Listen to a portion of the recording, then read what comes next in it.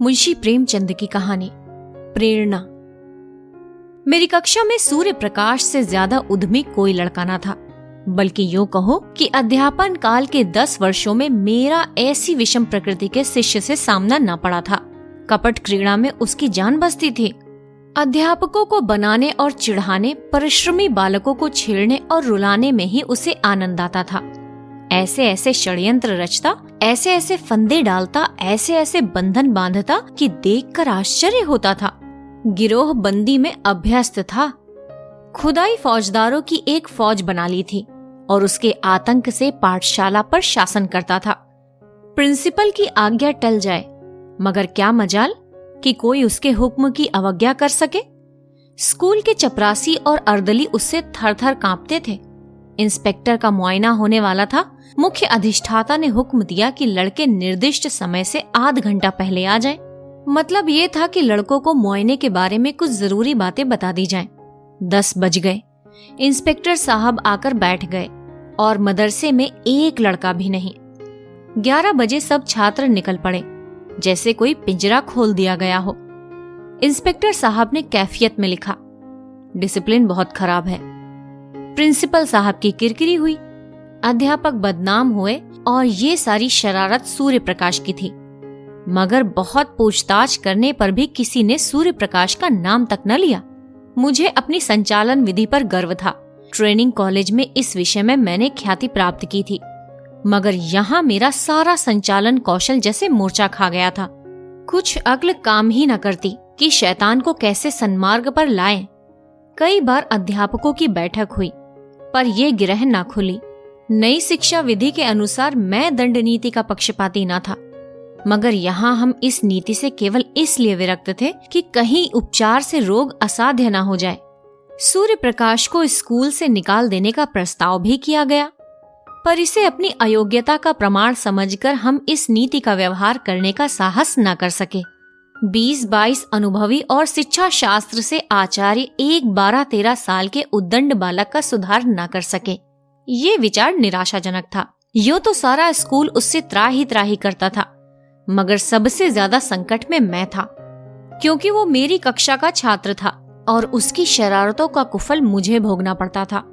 मैं स्कूल आता तो हरदम यही खटका लगा रहता था कि देखें आज क्या विपत्ति आती है।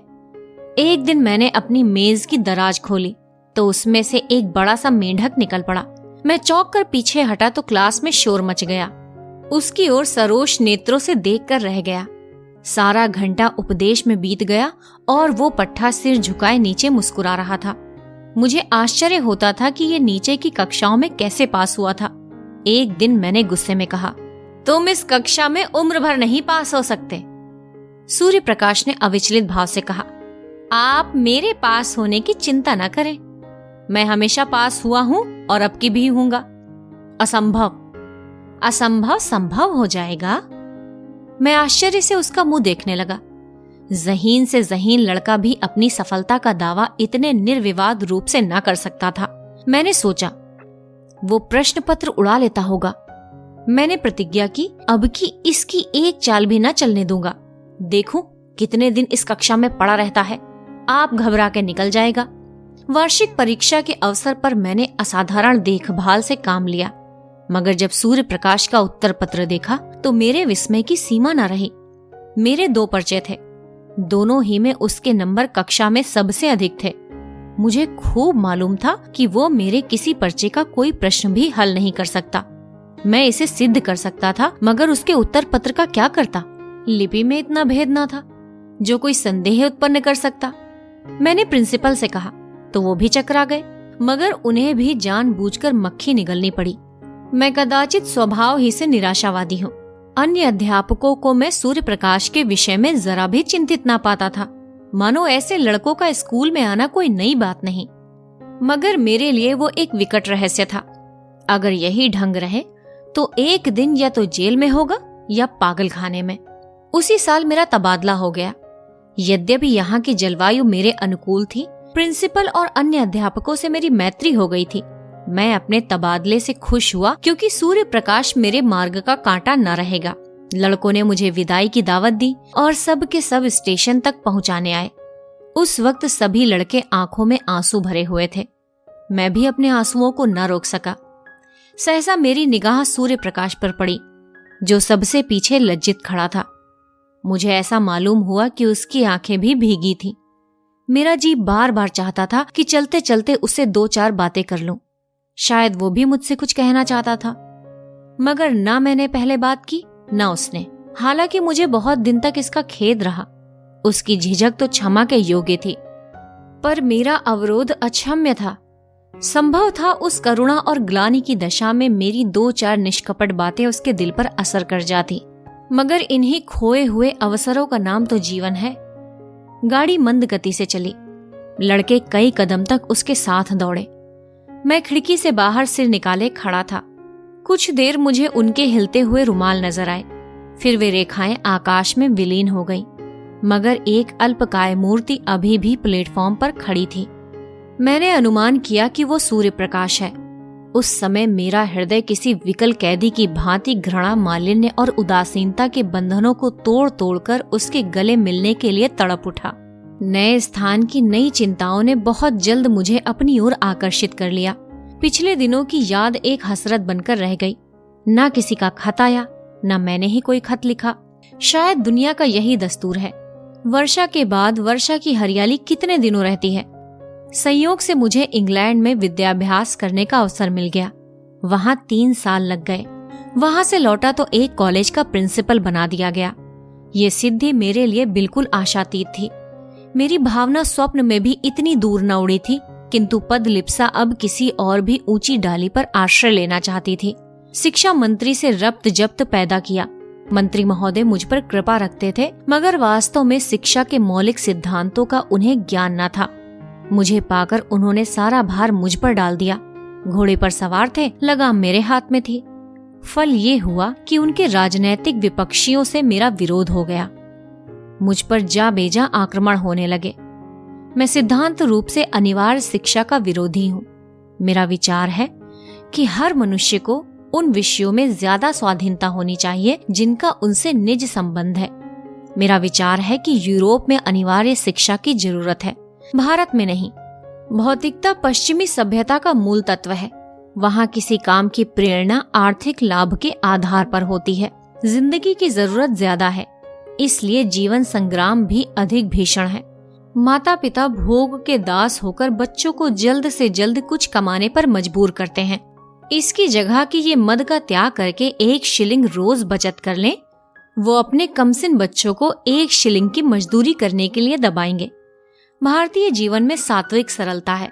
हम उस वक्त तक बच्चों से मजदूरी नहीं कराते जब तक परिस्थिति हमें विवश न कर दे। दरिद्र से दरिद्र हिंदुस्तानी मजदूर भी शिक्षा के उपकारों का कायल है। उसके मन में यह अभिलाषा होती है कि मेरा बच्चा 4 अक्षर पढ़ जाए। इसलिए नहीं कि उसे कोई अधिकार मिलेगा, बल्कि इसलिए कि विद्या मानवीय शील का एक श्रृंगार है। अगर ये जानकर भी वो अपने बच्चे को मदरसे नहीं भेजता तो समझ लेना चाहिए कि वो मजबूर है। ऐसी दशा में उस पर कानून का प्रहार करना मेरी दृष्टि में न्याय संगत नहीं है। इसके सिवाय मेरे विचार में अभी हमारे देश में योग्य शिक्षकों का अभाव है। अर्ध शिक्षित और अल्प वेतन पाने वाले अध्यापकों से आप ये आशा नहीं रख सकते कि वो कोई ऊंचा आदर्श आपके सामने रख सकेंगे। अधिक से अधिक इतना होगा कि 4-5 वर्ष में बालक को अक्षर ज्ञान हो जाएगा। मैं इसे पर्वत खोदकर चूहिया निकालने के तुल्य समझता हूँ। वयस्कता प्राप्त हो जाने पर यह मसला 1 महीने में आसानी से तय किया जा सकता है। मैं अनुभव से कह सकता हूँ कि युवावस्था में हम जितना ज्ञान 1 महीने में प्राप्त कर सकते हैं, उतना बाल्यावस्था में 3 साल में भी नहीं कर सकते। फिर खामखा बच्चों को मदरसे में कैद करने से क्या लाभ? मदरसे के बाहर रहकर उसे स्वच्छ वायु तो मिलती है, प्राकृतिक अनुभव तो होते हैं। पाठशाला में बंद करके आप उनके मानसिक और शारीरिक दोनों विधानों की जड़ काट देते हैं। इसलिए जब प्रांतीय व्यवस्थापक सभा में अनिवार्य शिक्षा का प्रस्ताव पेश हुआ तो मेरी प्रेरणा से मिनिस्टर साहब ने उसका विरोध किया। नतीजा ये हुआ कि प्रस्ताव अस्वीकृत हो गया। फिर क्या था, मिनिस्टर साहब की और मेरी वो लेदे शुरू हुई कि कुछ न पूछिए। व्यक्तिगत आक्षेप किए जाने लगे। मैं गरीब की बीवी था, मुझे सबकी भाभी बनना पड़ा। मुझे देशद्रोही, उन्नति का शत्रु और नौकरशाही का गुलाम कहा गया। मेरे कॉलेज में जरा सी भी कोई बात होती तो काउंसिल में मुझ पर दोषारोपण की वर्षा होने लगती। मैंने एक चपरासी को पृथक किया। सारी काउंसिल पंजे झाड़कर मेरे पीछे पड़ गई। आखिर मिनिस्टर साहब को मजबूर होकर उस चपरासी को बहाल करना पड़ा। ये अपमान मेरे लिए असह्य था। शायद कोई भी इसे सहन न कर सकता। मिनिस्टर साहब से मुझे शिकायत नहीं, वो मजबूर थे। हाँ, इस वातावरण में काम करना मेरे लिए दुस्साध्य हो गया। मुझे अपने कॉलेज के आंतरिक संगठन का भी अधिकार नहीं। अमुक क्यों नहीं परीक्षा में भेजा गया, अमुक के बदले अमुक को क्यों नहीं छात्रवृत्ति दी गई, अमुक अध्यापक को अमुक कक्षा क्यों नहीं दी जाती, इस तरह के सारहीन आक्षेपों ने मेरी नाक में दम कर दिया था। इस नई चोट ने कमर तोड़ दी।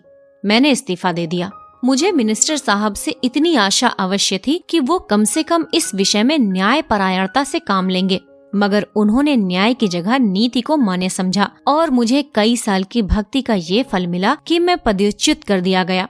संसार का ऐसा कटु अनुभव मुझे अब तक न हुआ था। ग्रह भी कुछ बुरे आ गए थे। उन्हीं दिनों पत्नी का देहांत हो गया। अंतिम दर्शन भी न कर सका।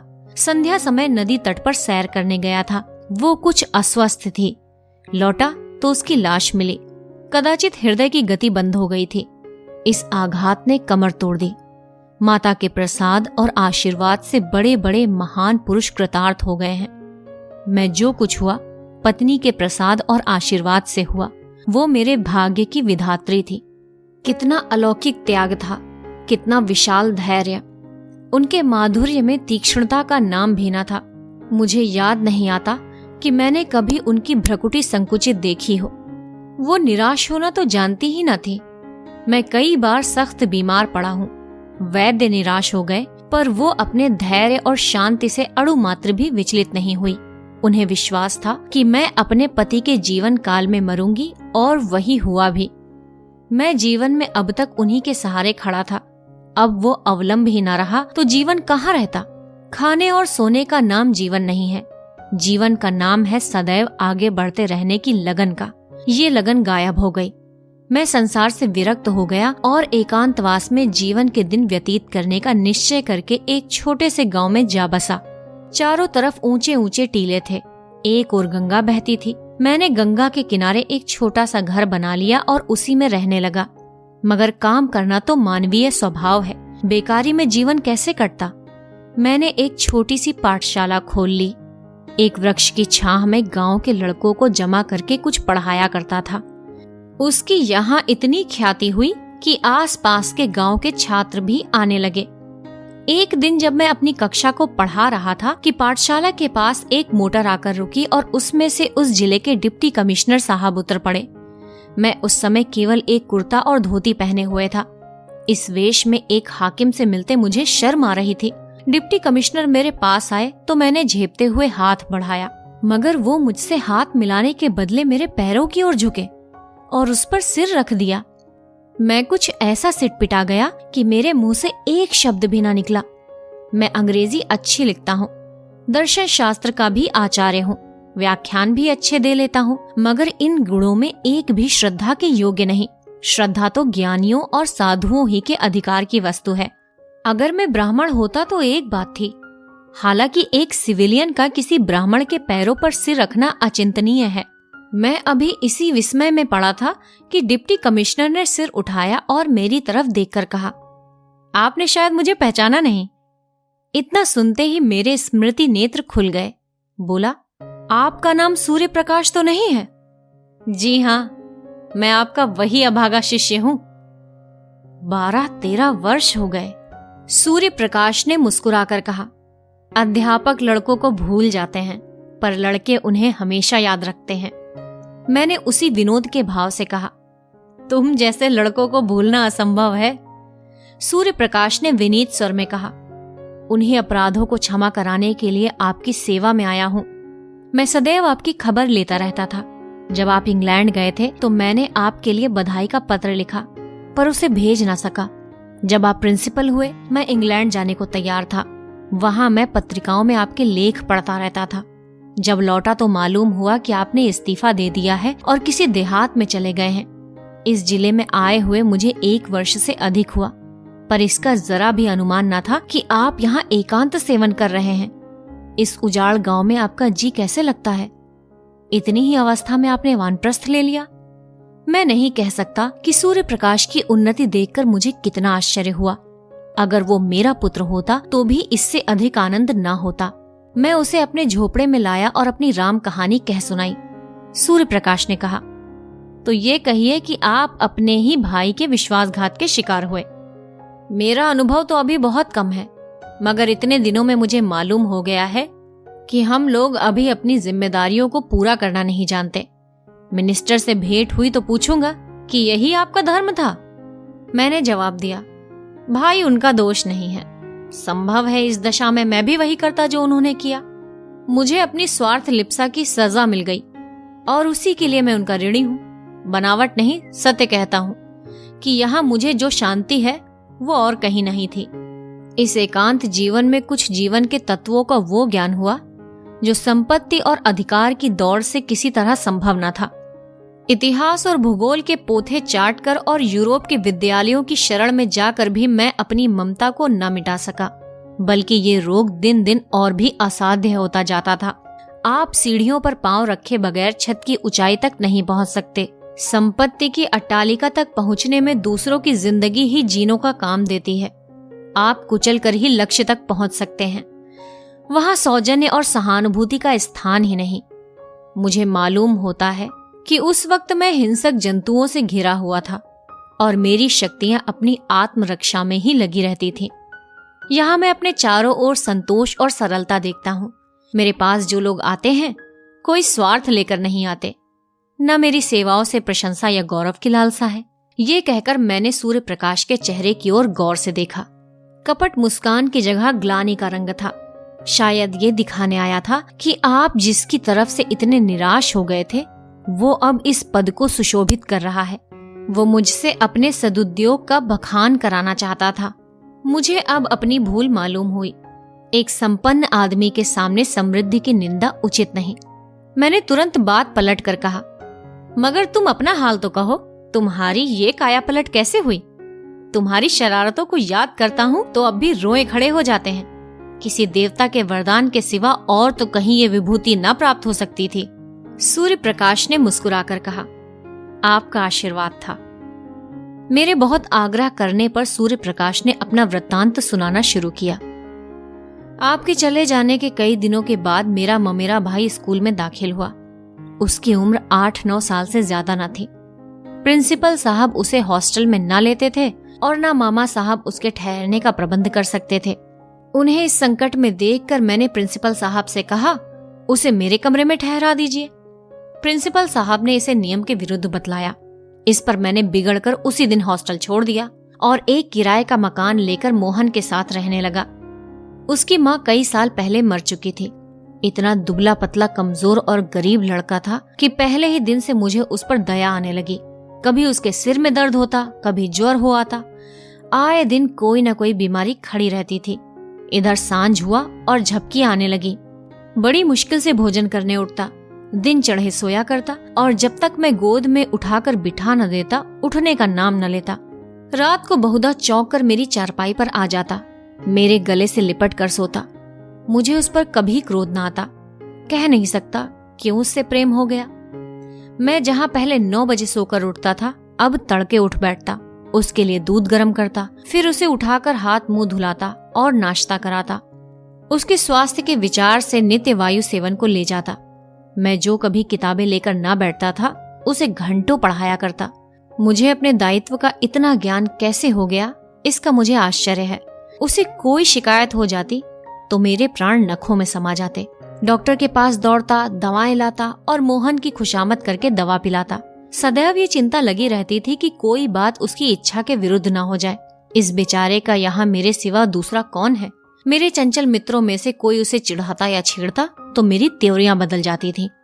कई लड़के तो मुझे बूढ़ी दाई कहकर चिढ़ाते थे, पर मैं हंसकर टाल देता था। मैं उसके सामने एक अनुचित शब्द भी मुंह से ना निकालता। ये शंका होती थी कि कहीं मेरी देखा देखी ये भी खराब ना हो जाए।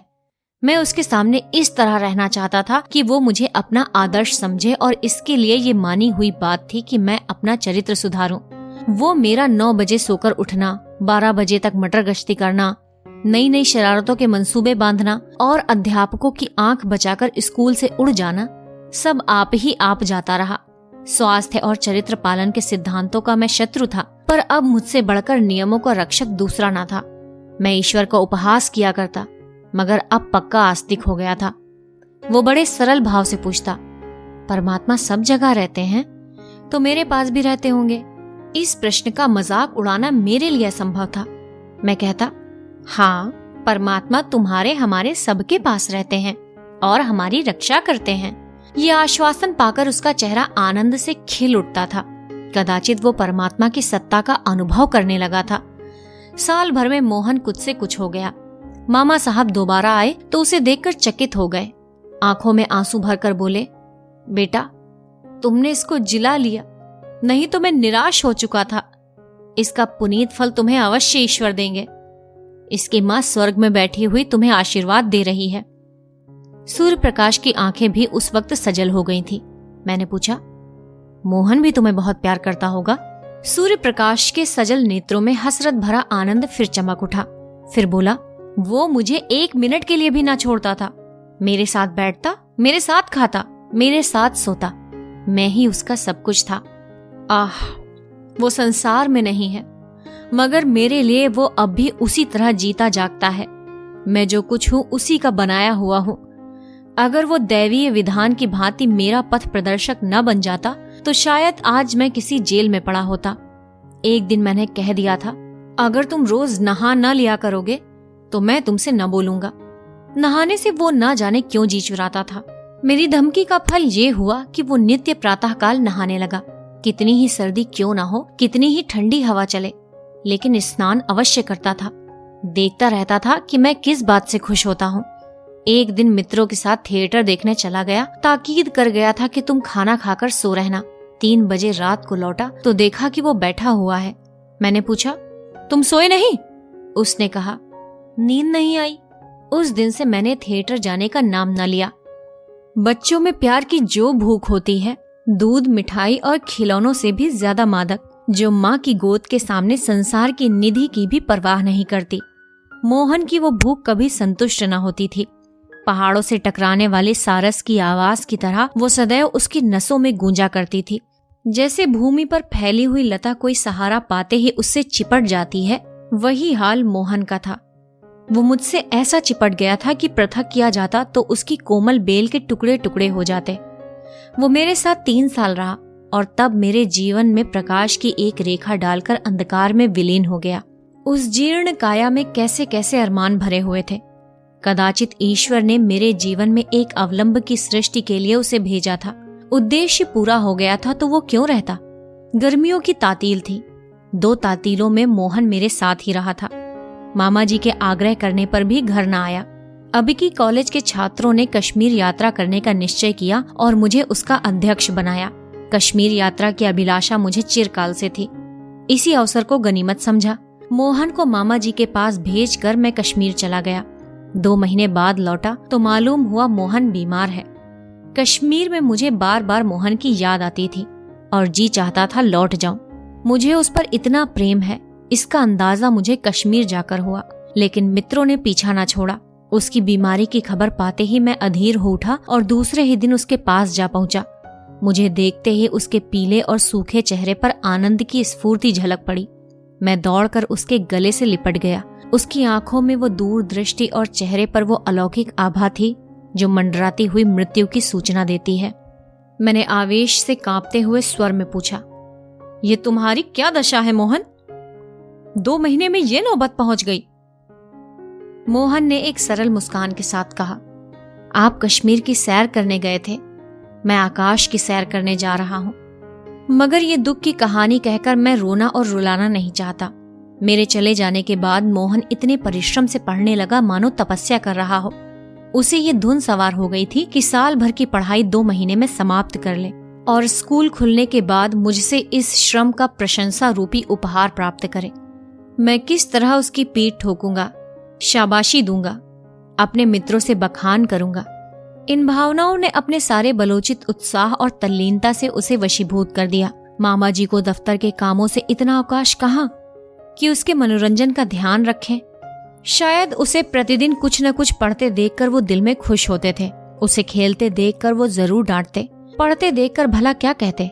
फल ये हुआ कि मोहन को हल्का हल्का ज्वर आने लगा, किंतु उस दशा में भी उसने पढ़ना नहीं छोड़ा। कुछ और व्यतिक्रम भी हुए, ज्वर का प्रकोप और बढ़ा, पर उस दशा में भी ज्वर कुछ हल्का हो जाता तो किताबें देखने लगता था। उसके प्राण मुझ में ही बने रहते थे। ज्वर की दशा में भी नौकरों से पूछता, भैया का पत्र आया, कब आएंगे? इसके सिवा और कोई दूसरी अभिलाषा न थी। अगर मुझे मालूम होता कि मेरी कश्मीर यात्रा इतनी महंगी पड़ेगी तो उधर जाने का नाम भी न लेता। उसे बचाने के लिए मुझसे जो कुछ हो सकता था वो मैंने किया, किंतु बुखार टाइफाइड था, उसकी जान लेकर ही उतरा। उसके जीवन के स्वप्न मेरे लिए किसी ऋषि के आशीर्वाद बनकर मुझे प्रोत्साहित करने लगे, और ये उसी का शुभ फल है कि आज आप मुझे इस दशा में देख रहे हैं। मोहन की बाल अभिलाषाओं को प्रत्यक्ष रूप में लाकर मुझे ये संतोष होता है कि शायद उसकी पवित्र आत्मा मुझे देखकर प्रसन्न होती हो। यही प्रेरणा थी कि जिससे कठिन से कठिन परीक्षाओं में भी मेरा बेड़ा पार लगाया। नहीं तो मैं आज भी वही मंदबुद्धि सूर्य प्रकाश हूँ जिसकी सूरत से आप चिढ़ते थे। उस दिन से मैं कई बार सूर्य प्रकाश से मिल चुका हूँ। वो जब इस तरफ आ जाता है तो बिना मुझसे मिले नहीं जाता। मोहन को वो अपना इष्ट देव समझता है।